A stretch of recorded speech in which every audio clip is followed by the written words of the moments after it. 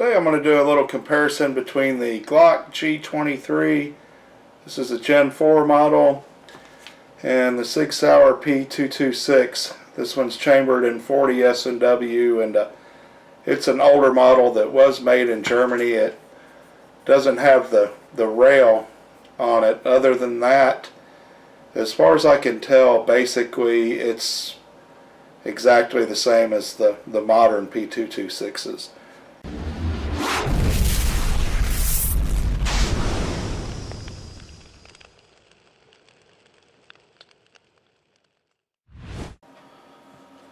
So there's definitely some key differences between these guns. The Sig Sauer P226 single action, double action, has the decocker.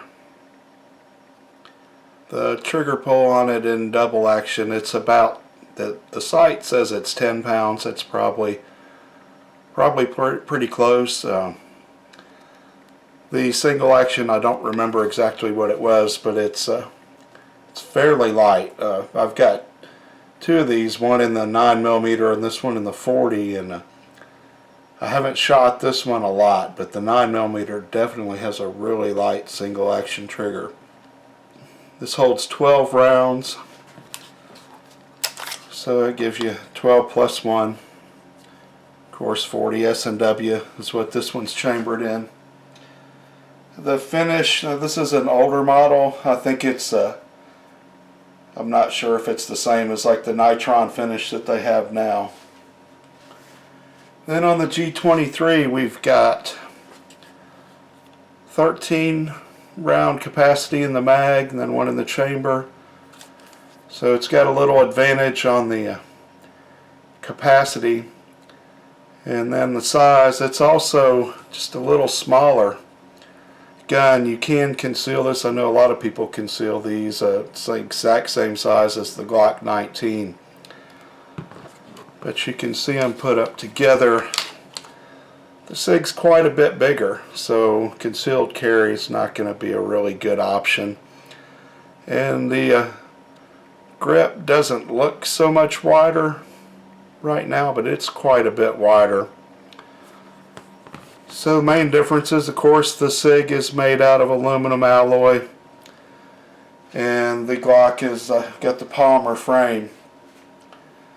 Barrel's a little bit longer on the Sig, I think about 3/4 of an inch. I'll list the specs in this video somewhere.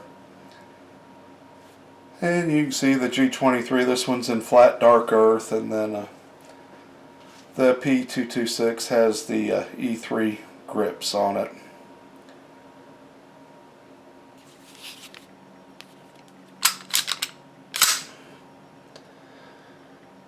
So there's a single action, very smooth take up, very light.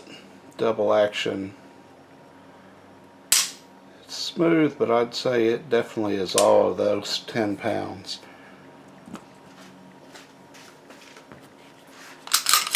Get the reset on this Sig.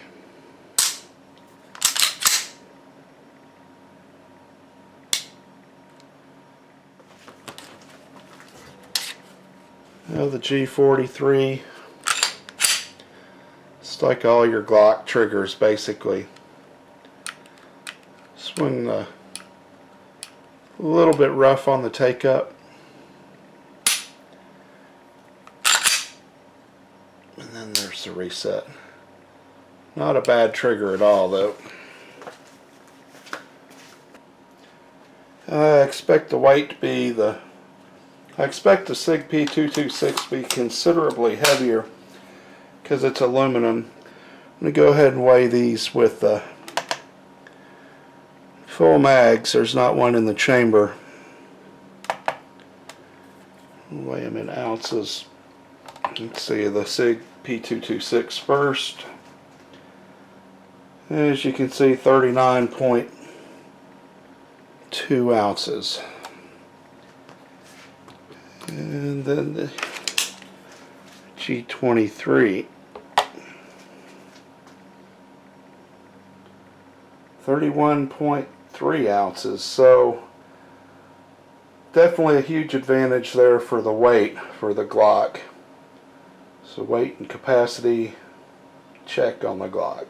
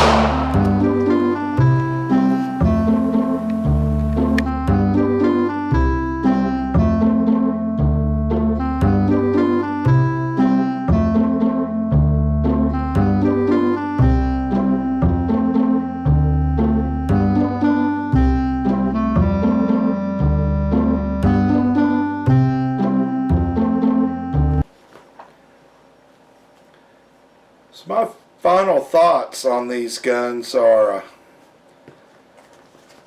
I like definite advantages for both. A disadvantage usually for me with the SIG is the weight. This thing weighs almost 40 ounces, so when it's loaded, so that's a good amount of weight. But then again, that weight helps with the recoil and management as well. So it's kind of a wash on that, but definitely for carrying, it's going to be easier to carry the Glock. I think loaded, this is like 33 ounces, maybe 32. I don't remember exactly, but I've got it in this video.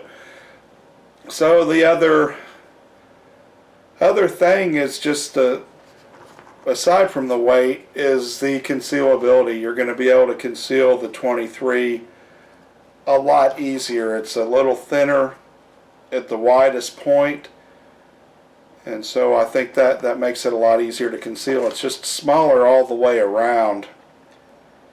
The 226 is a good half-inch taller and just a little bit lighter. The slides are basically, looks like the 226 may be just a tiny bit thinner in the slide, but it's longer as well.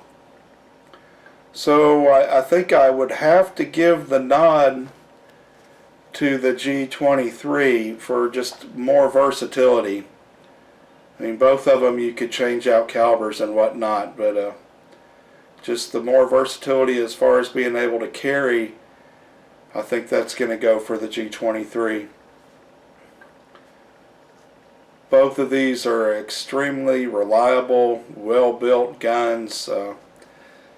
The SIG, obviously, the price point, it's going to be a little higher. Maybe not this one in particular. I got it from a police trade-in, but in general, they're going to be quite a bit higher. So definitely something to consider. If I had to get rid of one of them, it probably would be the P226, just because the G23 is going to be a little bit more versatile and easy to carry. Certainly a disadvantage, I guess, with that weight on the G23 is that it's just a tiny bit snappier. I don't know if you'll be able to tell from the shooting video, but it is just a little snappy as compared to the 226. Neither one of them's really bad. They both manage the recoil very well. But there you go. That's my thoughts on the 6 Sauer P226 and the Glock 23 Gen 4.